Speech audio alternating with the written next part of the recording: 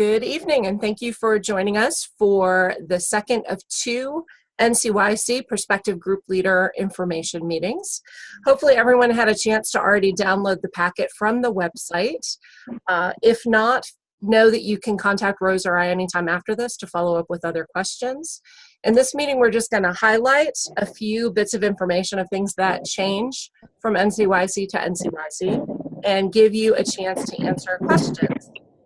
Since you are all on the phone, just know that if you were on the computer, we'd be asking you in the text box to introduce yourself, your name, your parish or school, and if you have gone to NCYC before, what a benefit of that has been, and if you have not gone, what you are hoping for benefits for NCYC. So just imagine that you're chatting in the text box. We're going to go ahead and begin with a brief prayer that Rose and I will read to you in one moment once I share it.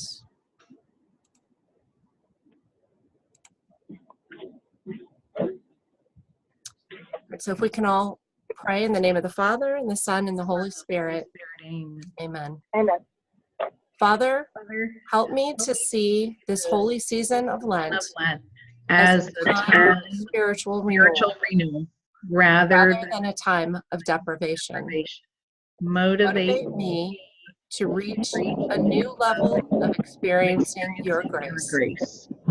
Amen. In the name of the Father, and the Son, and the Holy Spirit. Amen. Amen. Amen. Thank you.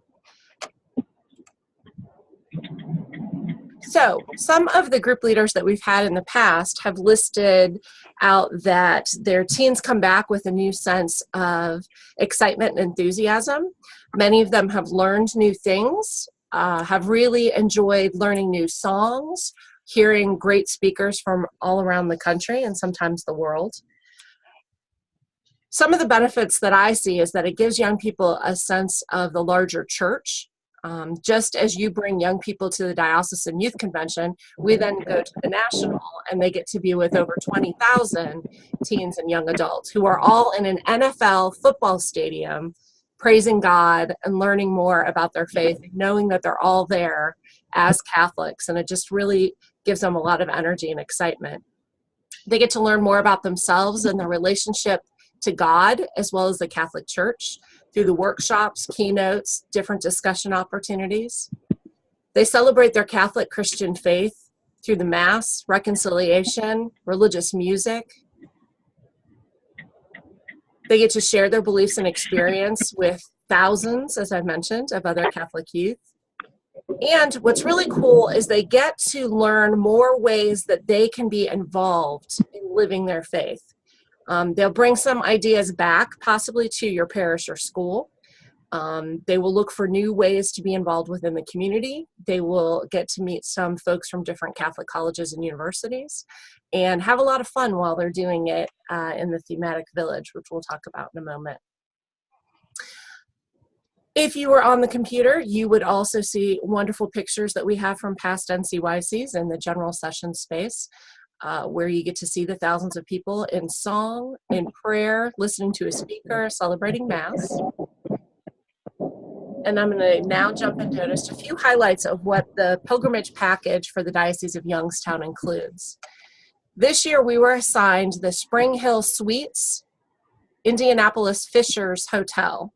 So if you've gone before, you've known that we've been lucky with being only about 15 or 20 minutes away, and we're going to be more like a half an hour away this time, which is sad in the morning because we have to get up a little earlier, but great opportunities for conversations on the bus to and from each day I think will be great. So it's the northwest side of the city, and they are suites. Most of the rooms have 2 queen beds and a sleeper sofa couch.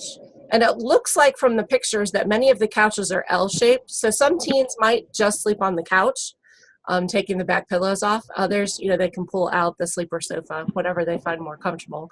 But that's why we set it as quints, which means 5 per room. Again, make sure that your young people know that that means that they're sharing a bed, or they can bring a sleeping bag and sleep on the floor if they would like. But that's how we do the rooming for that. Because they're suites, they're also equipped with a mini fridge and a microwave. So that could come in handy. Not just for medicines, but if they want to bring snacks and drinks that they can store each night. We will have a hot breakfast each morning that I know has at least eggs. I don't know what other hot items. Oh, and oatmeal. But yogurt and a lot of continental breakfast related things as well. And then Saturday night, we'll have our traditional pizza party after the closing mass, which gives teens a chance to talk about their experience. The gathering space is also the hotel lobby.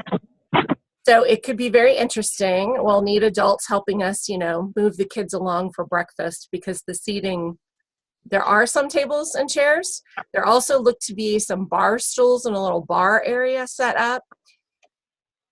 And so we'll move people through there. There also is a convenience store kind of behind the check-in desk reception of the lobby. So just know that your kids might go and be buying Doritos for a higher price, but if they're desperate, there are snacky options there. Any questions about the hotel right now? No. All right. We will be riding on motor buses. I don't know why I just said motor buses, as though we're going to use our feet or push them, but motor coaches, that's what I wanted to say. I am still working on a contract. I'm trying to get the price down a little bit more, but what's nice is they are comfortable buses. They will pick us up from pickup places around the diocese. Once we have the groups put deposits in, and I know who's going, we will try to pick locations that are no more than an hour away from anyone, if we can, to get to Indianapolis, and then the buses will pick us up and drop us off each day down at Lucas Oil Stadium. There will be bus captains that will help with counting people and have some activities, prayer discussions, and things like that to take place on the bus. We look at the NCYC as a pilgrimage versus a vacation. So you're going to see in the group leader packet a little bit of information on that. And basically, the main point is to help young people and even chaperones recognize that sometimes when we go on vacations, we have very lofty goals and we expect things sometimes to be perfect. But reality is that nothing's perfect. And as well as we can plan things out, sometimes when you're trying to move 20,000 people all at one time from one location to another, it might take longer than you think. Or when, the buses are loading up, it might take a little longer depending on traffic to get the buses out. So we really have to be open to the idea of feeling a sense of God within us and around us at all times. At all times, and that is what makes it part of a pilgrimage, the being open to the journey with God, and to take advantage of those opportunities to maybe meet some more of the people around you. You're standing in line, that's a great time to find out that there's people there from Honolulu and Anchorage and Tulsa and Dubuque and Orlando, wherever around the country. That one of the great things about joining as the church is meeting people from all over. So take advantage of that. Or if you just need to quietly pray, again, that's all part of the pilgrimage. So we thank you for helping as group leaders to give that impression to the young people as we are preparing. And as part of preparing, we also will have 2 diocesan gatherings before NCYC. One will take place on Sunday, September 29th at St. Joseph's in Canton, where we'll get together and have time for icebreakers, prayer, and highlighting some aspects of activities that will take place at NCYC. And then we will have the send-off mass with Bishop Murray. I just confirmed that this morning with the secretary. And we will have a meeting prior to that on Sunday, November 3rd, here at the cathedral. So that's when we will break up into the bus groups, receive last minute updates, share packing tips, and other information, and then have a blessing by the bishop before we go.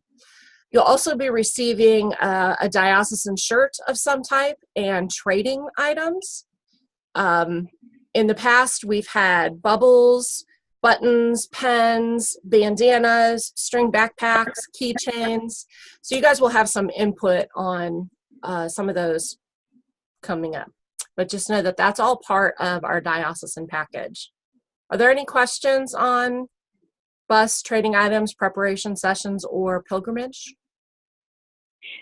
When did you say the mass was with the bishop? Sunday, November 3rd. It'll be the 4 p.m. mass here at the cathedral. Okay. And these are listed in the group leader manual too. So when you look at that, you'll see that there's a timeline. Okay. Yep. Great. I'm good. Excellent. Okay. Last week, the National Federation for Catholic Youth Ministry, who sponsors NCYC, put on the website that the MCs for the general sessions will be Katie Prejean McGrady, who is a teacher, an author, a speaker, and Father Agustino Torres, who is a Franciscan friar and also a speaker. And then the keynotes will be given by Mark Hart, who is the Executive Vice President for Life Teen International, and used to be known as the Bible Geek because he was the scripture scholar, and he's been to NCYC's before, so you might be familiar with him. Also, Naegeli, I'm not going to butcher her last name, but Naegeli is a survivor of the massacres in Rwanda, and she will have a very strong witness to the faith that she and some others around her had during that horrible time that surely will make an impact on everyone who hears her. If you have not heard of Naegeli before, you will remember her after. And then the other keynote is Sister Bethany Madonna, who is the vocations director for the Sisters of Life.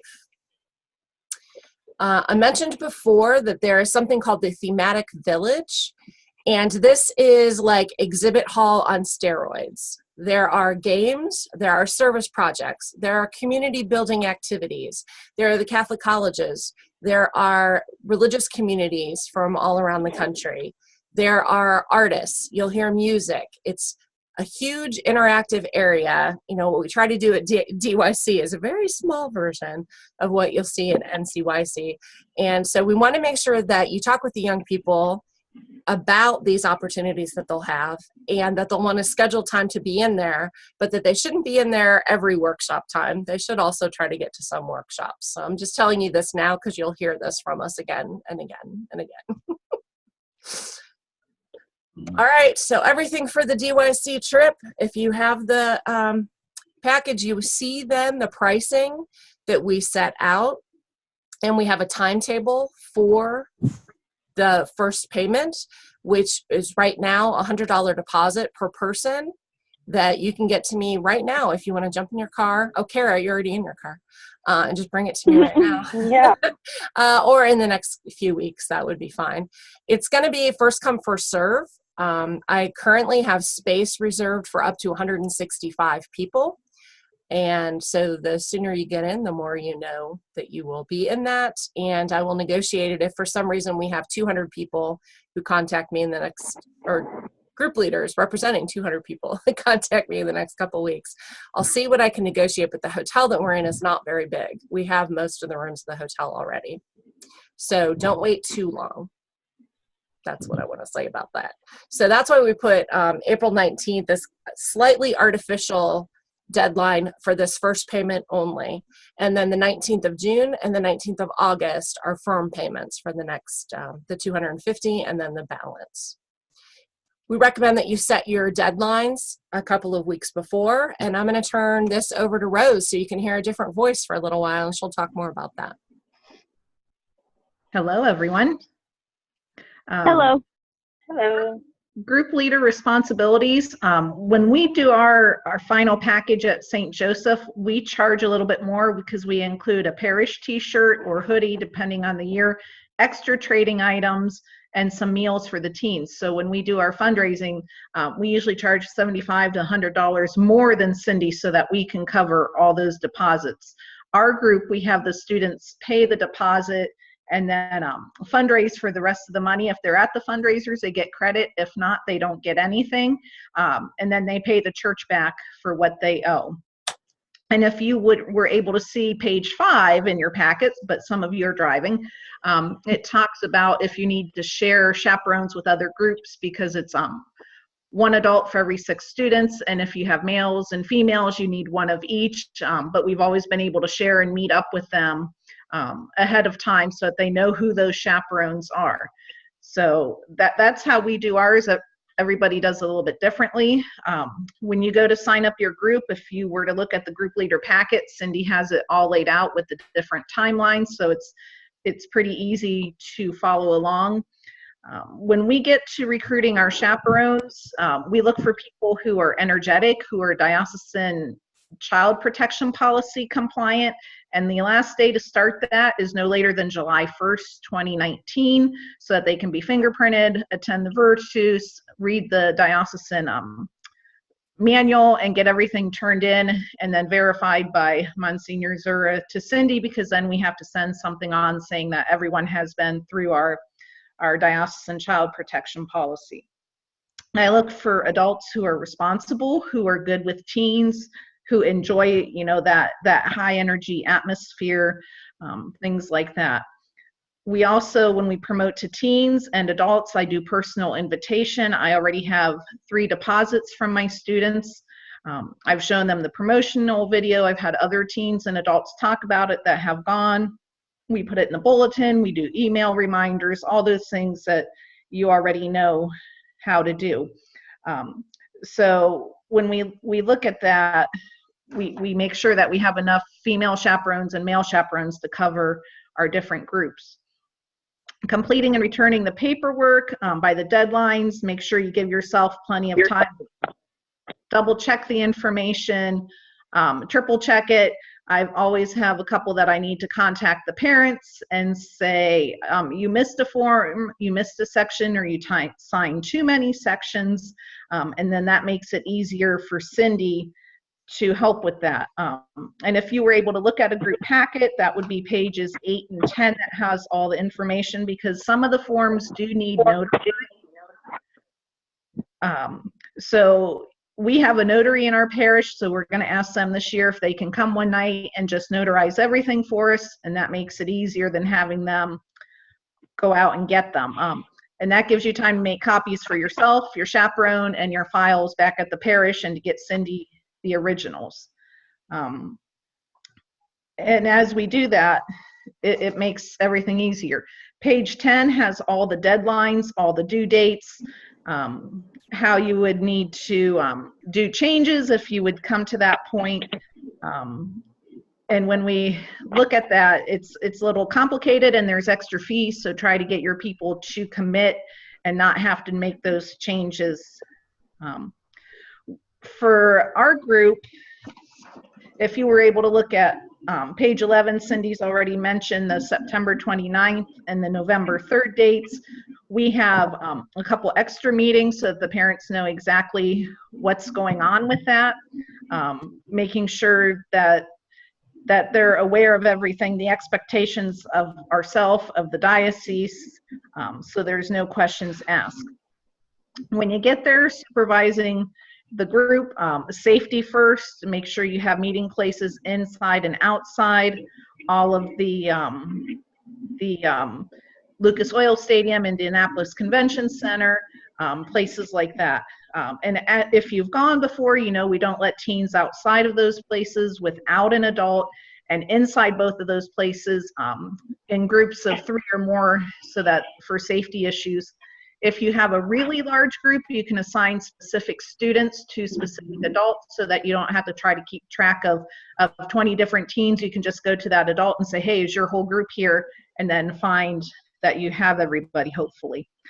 There are morning duties or evening duties for all chaperones. So some like to get up and help with breakfast. Some like to stay up and make sure that curfew is met. Our group, we do a lot of head counting. We physically and mentally check in with the students and help them process the experience even more so than what you do on the buses. And we try to share responsibilities among everyone and look for those adults who are patient with teens. We bring a bunch of extra snacks because they always seem to run out and seem to be hungry. We hope that, we remind them to enjoy the conference, be ready for the unexpected, and to be flexible when it comes to that. And then when they come back, we try to take those teens and get them more involved in our youth ministry or CCD or PSR programs, parish school events, to be able to share what they've learned and that new energy they have for our Catholic faith. So now it's back over to well, we talked about fundraising, but we didn't have a whole lot of time, so. Yes. So there are fundraising ideas up on the office website, and the link for that, or the address for that, is in the group packet. The link is on our webpage for NCYC. And then we're also going to ask group leaders, if they use Facebook, to join the NCYC group leader Facebook page for our diocese and share some ideas so that you're not in this alone. We know that it's not an inexpensive trip. We've learned over the years, though, that it seems very worthwhile for so many that go, that it makes it worth it. And the fundraising can be a really fun part of preparing for the NCYC, because they get to know each other and they also get to work on different skills building of communication, leadership, sales, cleaning, customer service, So don't forget, eat as much spaghetti and donuts and candy bars as you can. Another opportunity that teens have at NCYC is something called Youth Ambassadors.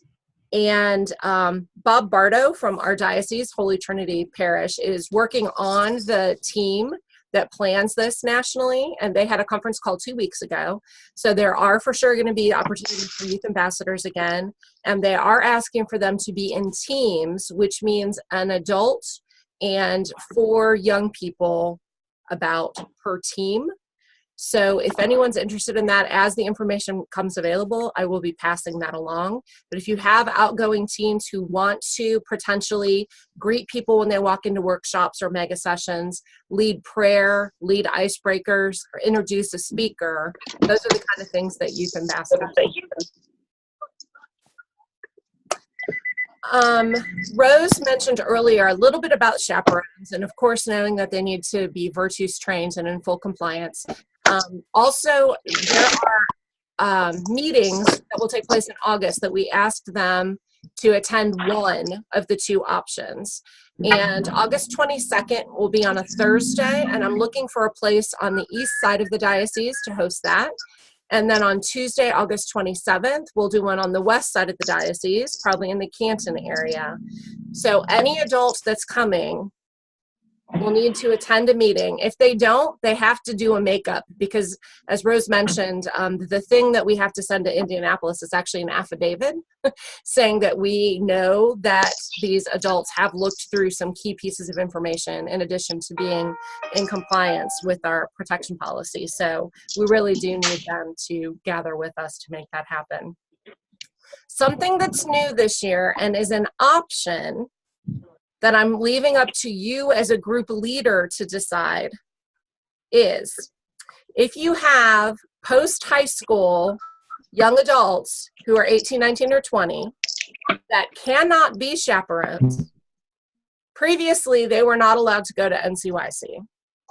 However, since there's no longer the Young Adult Conference happening, which did take place for 3 or 4 of the NCYCs, the NFCYM has decided to allow that as an option. So we're calling them young adult non-chaperones. They will need to go through everything an adult goes through, i.e.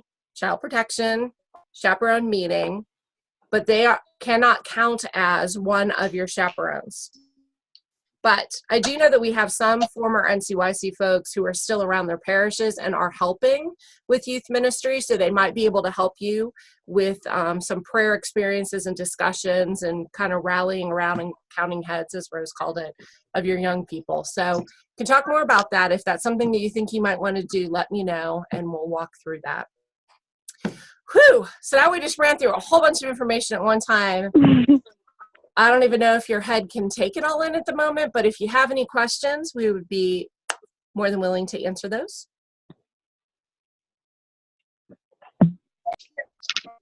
I don't have any questions at the moment.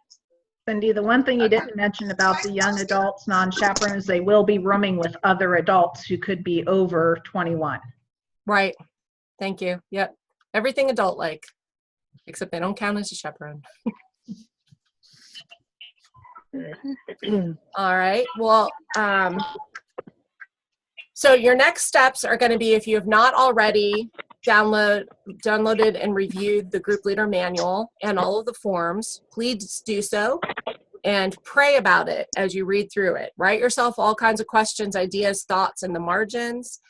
Float it out to the young people and volunteers to see about the interest that you have. As Rose talked about, setting your own parish or school price, keeping in mind any additional trading items or shirts, or if you're going to provide any meals. There are some group leaders who collect extra money that they then hold and give back to each team, like they give them $10 for each time before lunch, so that the young person doesn't, forget to have money to eat with. So that would all need to be counted in. Or if you have goals for fundraising, you can bring that cost down. And again, the group leader manual walks through some examples of that. Submit forms A and B to me with $100 per person deposit. Talk to other leaders in your deanery or the new, what's the term for the 17 parish groupings that we're going to start working together? To see about getting chaperone coverage, or if there are parishes that you want to cluster with. We also will have time to meet in person before the next youth ministers gathering on June 11th. If you want to come and bring questions and share some ideas there. And again, you can contact myself, and I'm Cindee Case, Director of the Office of Youth and Young Adult Ministry, if you didn't already know that. And Rose Naegeli, who works at St. Joseph Parish, is kind enough to be assisting me with some of the tasks for NCYC, which is why you will see her talking and answering questions as well. She's been to, how many NCYCs have you been to? 6, I think. All right. They happen every other year, and I've been to all but 2 since 1995. So that's a couple. So all I want to end with, I guess, is to imagine some of the best Catholic speakers, some of the best Catholic teachers, some of the best Catholic musicians and entertainers, plus 20,000 faith-filled, fun-loving Catholic young people and their adults gathering to pray, learn, celebrate, and have fun. It's going to be worth all the paperwork. It's going to be worth all the fundraising. You're going to love NCYC if you haven't been there before. That's my closing note. Kara, would you like to say anything else about why NCYC has been beneficial to your parish? I think you hit all of the benefits earlier when you talked about, my kids say the same thing that you already talked about. We've, our planning is a year-long process. I mean, we have kids, we put out the feelers in the fall to our high school kids, see who's going to be interested. And then this year we did some like a little interview type process to, see who was going to go. And so we're ready. We're just waiting for Joe's group, who they don't usually take a group, but he has offered it to some students Great. to go with us. So we're just waiting to hear how many of them we're going to have. And then we're all set. Great. All right, Amy, any other questions or thoughts? Nope, not yet. Rose? I think I might have three girls that are interested at the moment. So. Oh, that'll be a nice workable size for your first time. Mm-hmm. Nice. We're also joined by 2 folks in Orlando who are looking at having virtual meetings of their own. So I'm going to put you on the spot, Carlos and Jennifer. Is there anything that you want to add to the Diocese of Youngstown's conversation? Can you actually hear me? Yes. Holy crap. I didn't expect that. Sorry. I didn't think you guys could hear me. I'm actually shopping in Publix in the supermarket right now. Embarrassing. Oh, I miss Publix. That's a great grocery store. I was like, what? She's putting me on the spot. I'm like super red right now. I'm sorry we can't see it. Oh, wow. Oh, yeah, you're missing. You will be laughing. I don't know.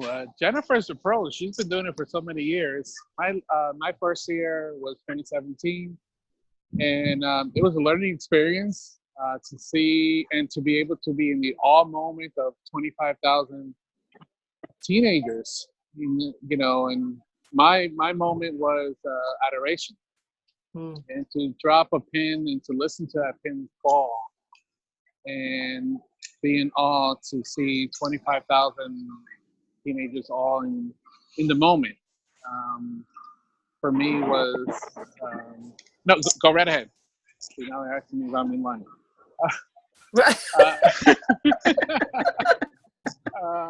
For me was my all moment. So learning experience, what I've learned from those that have accompanied me. It's a challenging issue, but it is it's a fun time to be with a whole bunch of teens that are so in love with our Lord Jesus Christ. And those that are timid about it, you see them by the end of NCYC that they're outspoken, they have the fire, and we just have to learn how to carry that fire, continue that fire from NCYC. Like it was mentioned before, it's not a vacation, it's a pilgrimage, it's a journey. And we have to implement that to our teams.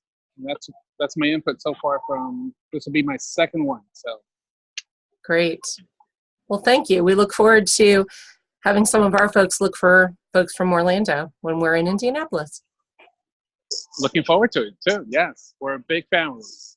Great. Well, thank you all. Again, you can call me at the office, 330-744-8451, extension 280, if you have any questions. And email, if you don't already get a zillion emails from me, ccase@youngstowndiocese.org. And Rose and I are available to answer your questions, and know that we'll be praying for you as you are discerning how you will step forward on this NCYC journey. So thank you again. Thank you for letting us be part of it. And here from the Diocese of Orlando, we're all pulling it together, and we're praying for you guys. And all we ask is for you to pray for us too. Amen. Yeah. Amen. Sounds good. Thank you all. Have a good evening. Thank you, You Cindee. too. Thank you. Bye.